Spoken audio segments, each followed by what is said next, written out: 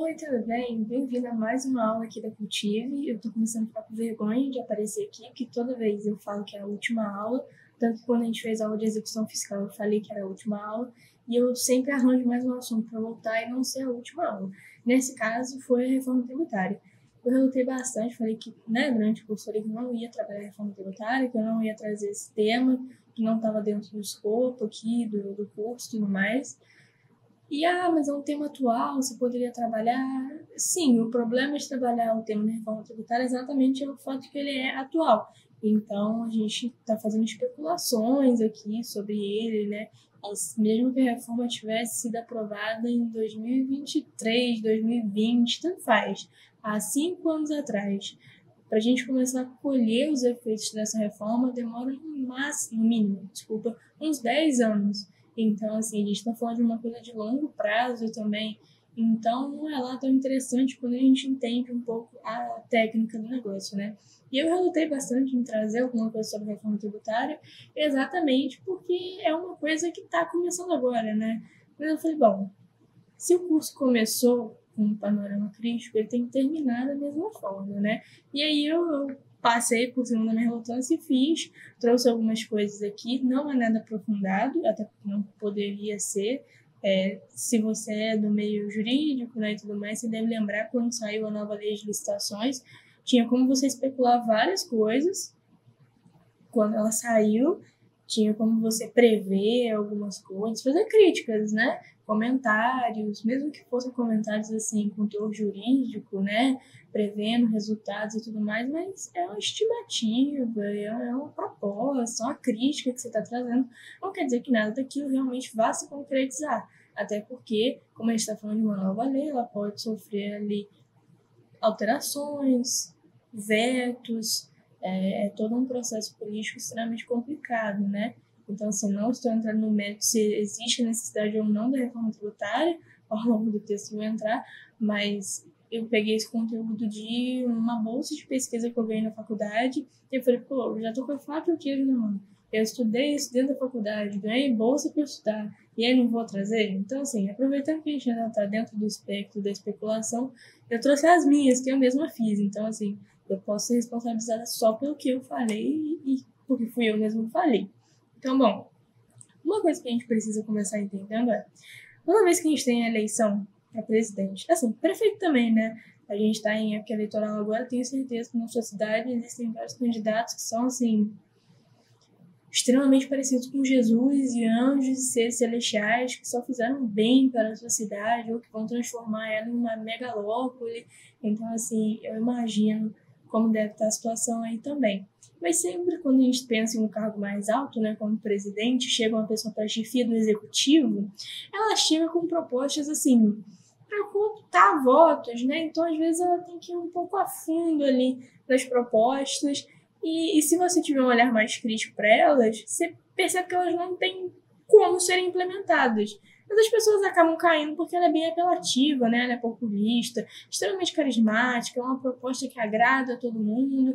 Mas sempre quando você tem a eleição de um novo chefe do executivo, tem a equipe econômica dele, né, que foi escolhida por ele também, traz ali a baila negócio de reforma tributária, reforma penal, várias coisas aí, reformas penitenciárias, né? São duas coisas diferentes. A reforma penal é no Código Penal, igual a gente estudou aqui o Código Tributário. A reforma das penitenciárias é, por exemplo, você aumentar, construir mais, procurar alternativas, né? Então você pega esses velhos problemas sociais e fala que você vai resolver. Então é a mesma coisa numa cidade pequena, na rua que não tem asfalto, e o prefeito promete que vai asfaltar todas as ruas e não vai faltar mais luz em nenhum bairro. Então, assim, muito difícil ele conseguir fazer isso, né? Mas ele promete. Então ele pega essas velhas discussões que a gente tem, esses velhos problemas, e promete que vai resolver. E a reforma tributária é um desses temas. Exatamente porque uma reforma tributária, né, se ela for feita da forma como ela deveria ser, ela vai acabar beneficiando as camadas mais baixas da população, porque se tem a possibilidade de, né, progressividade, você tem a possibilidade de retirar ali um pouco da tributação sobre o consumo e outras coisas que a gente vai falar. Mas nessa última eleição presidencial que a gente teve, foi dado, por exemplo, a proposta pelo presidente Lula da isenção do imposto de renda para quem tivesse recebendo, né, por mês, salário mensal, até R$5.000. A gente viu, numa das primeiras aulas aqui, a questão do orçamento público. Daqui da minha cidade, né, eu trouxe especificamente. Mas a gente avaliou ali como que é feito o orçamento público, LDO, a LOA, PPA, a gente viu tudo isso. E a gente já viu que realmente os tributos compõem grande parte do orçamento. Se você pega o imposto de renda e você sobe a taxa de isenção dele, isso quer dizer que você vai estar arrecadando menos. A gente também estudou benefícios fiscais. Uma isenção é um próprio benefício fiscal. E a gente viu que esses benefícios fiscais são, né, prerrogativa da chefia do executivo dar para qualquer um, quando ele quiser, desde que, né, dentro das hipóteses ali constitucionais, não esteja ferindo a dignidade de ninguém, né, e tudo mais. Mas os benefícios fiscais, eles deveriam estar amparados aí pelo interesse público, e toda vez que você tem uma renúncia fiscal, né, você renuncia a receber aquele dinheiro, dando uma isenção, você vai ter que pegar ele de outro lugar, né? Ou então, não, realmente o orçamento brasileiro está preparado para ficar sem receber um imposto de renda da maior parte da população brasileira. Porque a maior parte da população brasileira está nessa faixa de até R$5.000 ou um pouquinho acima só. Acima disso é bem difícil, vai ficando com muito menos gente. Então, assim, você estaria dando uma isenção para a maior parte da população. Será que essa proposta ela é implementável na prática ou ela só é politicamente agradável? Então, infelizmente, quando a gente está tratando temas de reforma, né, de uma legislação e tudo mais, essas questões políticas elas acabam entrando. A gente vê muito elas na eleição, mas é claro que lá dentro do Congresso a gente estudou também o processo legislativo, né, todas as fases dele. É claro que quando a gente tem um projeto de lei que está sendo votado e tudo mais, existem ali compra de votos, interesses políticos ali por trás dos partidos, né, que vão passando e a gente não sabe dessa realidade. São coisas que vão acontecendo e estão aquém da nossa compreensão. Mas então é importante a gente ter esse olhar crítico para a reforma tributária, para o que se propõe, né? Não só em matéria tributária, mas em qualquer matéria legislativa que você vê. A gente vai diminuir a maioridade penal. Então agora não é 18 anos, agora pessoas a partir de 16 anos já podem responder penalmente indo presas, né, nesse caso. Mas quem se beneficia desse tipo de coisa? Essa é a forma de você solucionar o problema da criminalidade no Brasil? Então você tem que ter um pouco de crítica na hora que você se defronta com uma proposta dessa. Porque pode ser que seja do seu agrado essa proposta, você pode ter argumentos favoráveis, mas às vezes seus argumentos favoráveis eles estão sedimentados numa base de areia, né? Igual castelinho de areia na beira da praia. A primeira onda que vier leva. Então, mas a criminalidade no Brasil é muito alta, e esses moleques aviãozinho, esse pessoal aí, ladrão de galinha, rouba mesmo, são eles, ou, né, o dialeto carioca, o mão de elástico, né? Pega seu celular, são essa molecada. Mas você fez um levantamento? Você tem esses dados? Realmente são adolescentes de 16 anos que fazem parte, compõem aí a maior parte dos criminosos, das organizações aí de quadrilha do Brasil? Será que são? O que você faz com uma pessoa de 16 anos dentro da cadeia que não terminou nem o ensino médio ainda? Então, assim, é sempre importante você enfrentar qualquer proposta política com um pouco de ceticismo, pessimismo, crítica. Não, mas essa proposta que vai mudar tudo, vai? Pode ser que sim. Para pior ou para melhor, nada garante que vai dar certo.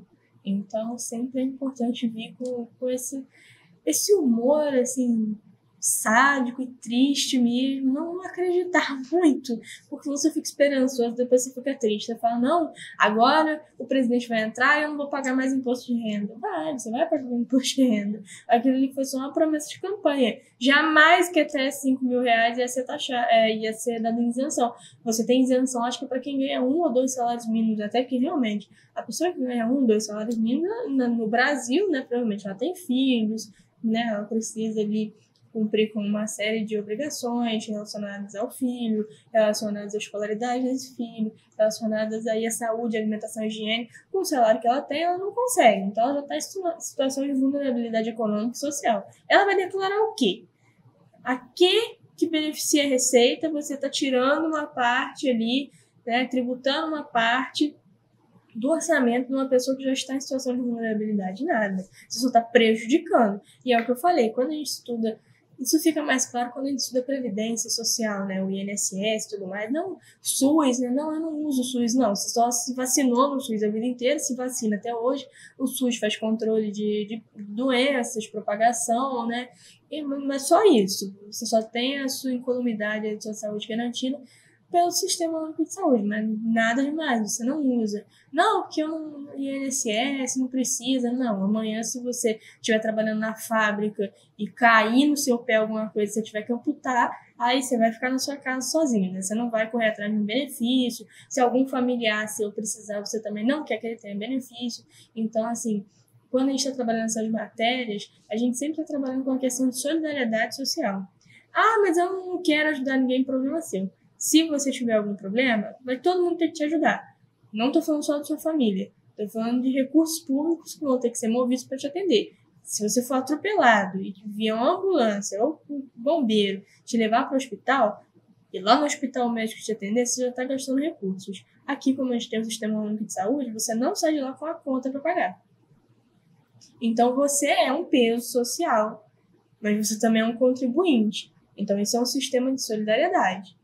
E é assim que a gente tem que encarar essas políticas tributárias. Então, assim, por que a gente fala sobre, por exemplo, taxação de pessoas com grandes fortunas?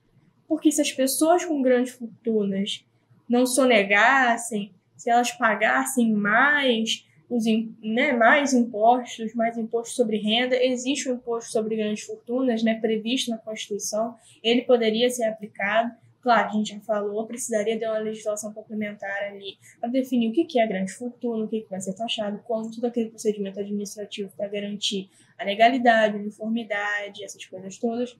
Então, assim, vedação surpresa, né? Mas existe essa possibilidade e ninguém implementa. Por quê? Por uma questão política. Mas talvez seria possível você dar essa isenção para pessoas que ganham até R$5.000 se outras pessoas que oferem uma renda maior estivessem contribuindo mais. Talvez fosse mais benéfico para o sistema econômico brasileiro se a gente não tivesse, por exemplo, o IPI tão confuso como ele é com o sistema de compensação e tudo mais. Então, assim, isso são tudo coisas que você tem que ter em mente. Princípios, questão de solidariedade social, não democracia, tá? Mas a sua estadia no Estado brasileiro é um peso para a sociedade, mas você também é um contribuinte, então é uma balança, tá? Ah, mas eu sou adolescente, eu não pago imposto. Você paga, na verdade. Qualquer coisa que você compra tem um imposto. Se você for ali na vendinha da sua casa, vai comprar uma banana, uma garrafa de água, um chocolate, qualquer coisa dessa que você comprar, você está pagando um tributo, você está pagando um imposto, porque sobre aquele produto, o valor dele não é R$13, não é R$20, o valor dele era outro, mas você aumenta o valor por causa do imposto que está ali dentro dele. Então, você está contribuindo de alguma forma. Então, você é uma despesa, mas você também é um contribuinte. Queira você, tenha você noção ou não. E quando a gente começou a estudar os impostos, principalmente sobre o consumo, a gente viu que tem aquele disposto em lei que determina que seria necessário implementar legislações, programas sociais, para que as pessoas tivessem conhecimento dos tributos que elas estão pagando. E não estou falando de imposto de renda, a lei fala especificamente sobre impostos que incidem sobre o consumo. E isso não acontece. Então, assim, às vezes você é contribuinte, você nem sabe, você nem se coloca nessa condição, né? Mas, enfim. Só que é só a introdução. Mas, quando a gente fica nessas propostas populistas, carismáticas, de vou dar isenção para todo mundo e ninguém vai mais pagar imposto, ou então agora sai do papel a tributação sobre grandes fortunas, a gente vai tributar tudo, a gente vai tributar o jatinho do rico, o iate do rico, o carro do rico, os 10 carros que ele tem, a gente vai tributar tudo. Tá? Então, assim, você não ataca o real problema da tributação brasileira, que é a falta da redistribuição e você não ataca a oneração sobre o consumo. Então, você paga muito mais no consumo do que você paga no imposto de renda, por exemplo. Porque o imposto de renda você declara uma vez só no ano, mas compra você faz no mercado mensalmente, ao longo de 12 meses e às vezes em um mês mais ainda. Se você for uma pessoa que tiver uma situação econômica boa, às vezes você ainda vai voltar no mercado, ainda vai, né, poder se dar o capricho de comprar coisas não só que sejam essenciais, mas coisas que você goste de comer também. Então você sempre está ali. Você toma um café na rua, coisas nesse sentido. Então você sempre está ali pagando um imposto diariamente sobre coisas que você consome. Como eu falei, uma garrafa de água, uma água de coco na praia, o camarão, o milho na praia. Então você está pagando um imposto sobre tudo isso e você não tem nem conhecimento, então você nem se coloca na condição de contribuinte. Então tem todas essas questões. Uma reforma tributária real, que queira realmente ajudar a população brasileira, tem que ter esse caráter redistributivo da renda. O que é caráter redistributivo? É você pegar os recursos, né? Isso, como a gente já viu na questão do orçamento público, é uma coisa que compete ao gestor público. O orçamento pode e deve ser sempre participativo, mas geralmente não é. Geralmente é feito a portas fechadas na Câmara. Quer dizer que está errado? Não, é permitido. Mas é muito difícil você ter algum político que fala, não, vamos fazer um orçamento participativo. Aqui na minha cidade tem uma vereadora que fez e ela é a única. Foi a primeira vez, desde que eu comecei a votar, que não faz muito tempo, tá? Só pra vocês saberem que eu não sou nenhuma velha, mas não faz muito tempo. Ela fez esse orçamento participativo, levou para as ruas, para as pessoas verem onde estavam investidos os recursos. Mas, aí que está a questão também, ela só conseguiu levar esse gráfico distributivo do orçamento e tudo mais quando já tinha sido votado. Então, assim, existe a possibilidade do orçamento ser participativo, mas geralmente não é porque a gente está interferindo no interesse de terceiros, né? Então, assim, a redistribuição é você pegar esses recursos que entram para você, que você já sabe que vão entrar, porque a gente viu na aula de orçamento público, em 2023 você volta o orçamento para 2024. Ponto final. Você tem um cronograma de desembolso. Ponto final. Então ninguém está às escuras procurando dinheiro. Todo mundo já tem uma estimativa, tá? Então, seria você pegar essa arrecadação e você redistribuir. Como? Sair jogando aviãozinho de Silvio Santos, quem quer dinheiro? Não. É você prestar serviços públicos. Quando a gente estuda serviços públicos, essas coisas em direito administrativo, é uma matéria que eu gosto muito. Não sei você, né? Mas caso você goste muito de direito administrativo, eu posso te dar uma aula também. É só você pedir para eu cultivo. É muito legal. A gente trabalha essas questões de serviços públicos, né? Poderes da administração pública. É bem interessante. Mas fugir ao tempo fazendo merchan, né? Não podia deixar de fazer, porque eu também tenho fome, preciso comer. E ceder aos meus caprichos. Se você for ver essas questões de... você estuda essa questão de serviços públicos, você vê que existem critérios que precisam ser atendidos, como a segurança e atualidade do serviço público. Então não adianta, tem ônibus, mas o ônibus é um cacareco velho que dá até medo de você entrar dentro. É melhor você ir a pé. É melhor você ir a pé. Não tô falando assim, tá faltando ar-condicionado. Não, o ônibus tá caindo aos pedaços. É assim, é quase com a bomba relógio o negócio. É um perigo para a sociedade aquele ônibus estar nas ruas. Tá sendo atendido o serviço público? Está sendo ofertado? Sim. Transporte público. Um serviço público. Mas ele está atualizado? Não. A segurança dos usuários está garantida? Não. Capaz de fazer uma curva, desmontar e sair só as 4 horas caminhando. O resto desmonta tudo, cai para os lados, assim. Então, assim, a gente vê que existem essas coisas. A redistribuição não é você necessariamente devolver ali a parte do imposto de renda, né? Nada disso nesse sentido. Não é você simplesmente oferir, né, ganhos, lucros. Ótimo que seria melhor assim, né? Mas não necessariamente quer dizer isso. Essa redistribuição está ligada a essa questão de você pegou o recurso, agora você coloca de novo como investimento na sociedade, tá? E isso já puxa uma outra ideia, que é a seguinte. A gente já trabalhou isso aqui também 50 vezes, né? Quando a gente permite que camadas mais altas continuem com seus altos recursos sem pagar altos tributos, a gente aumenta a concentração de renda delas e permite que pessoas que têm menos dinheiro fiquem em situação de vulnerabilidade. E depois, mas isso não é problema meu.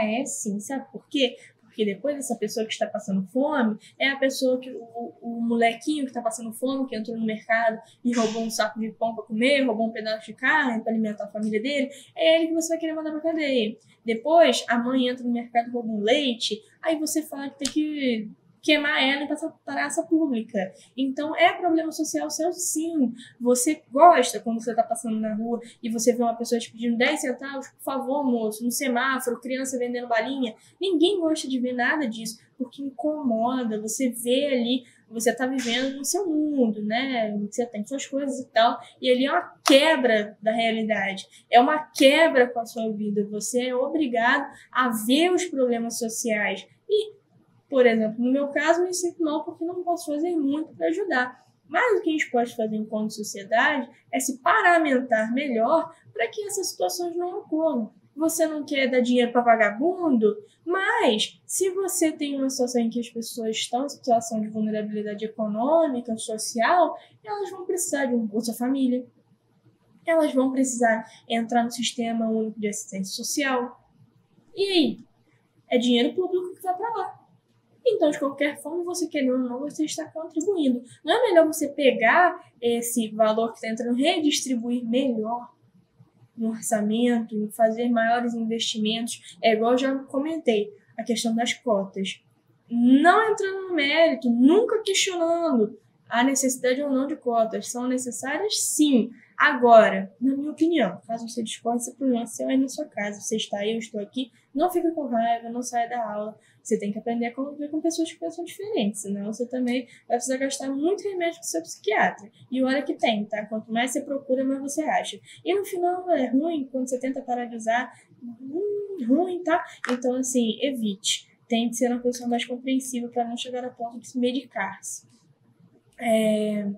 Quando você pensa, por exemplo, nas cotas, elas têm uma função a curto prazo, mas e a longo prazo? O que a gente vai fazer para que a gente não precise mais das cotas, para que a gente consiga garantir a equidade ali dos estudos, igual, por exemplo, mas é só estudar. Mas você acha que, por exemplo, que as crianças que estudam lá no Complexo da Maré, elas têm as mesmas oportunidades que as crianças que estudam lá no Leblon? Eu não estou falando só de qualidade de ensino, não. Eu estou falando de, por exemplo, questões quando as aulas são suspensas porque está tendo operação na favela. E aí a criança não pode sair de casa para estudar, o professor não pode ir lá, por quê? Porque está tendo operação. Aí fica 2, 3 dias suspensos. Como é que você pega e você repõe isso? Será que repõe? E se aquela criança é baleada no caminho da escola? E eu não falei quem baleou. Eu não estou fazendo nenhum tipo de discurso a favor da criminalidade e contra o policiamento ou o contrário. Eu estou falando da realidade como ela é. Essas coisas acontecem. Então, assim, a gente vê no noticiário todo dia quantas crianças não são vítimas de bala perdida, por exemplo. Então, assim, a bala é perdida, né? Quem que soltou? Você não sabe, tá perdido. Então, como que você garante que essas pessoas elas vão ter as mesmas chances de entrar lá na faculdade, lá no ensino superior, que elas tiveram o mesmo preparo e a mesma condição para se preparar? Tiveram acesso aos mesmos materiais e ao mesmo ensino de qualidade.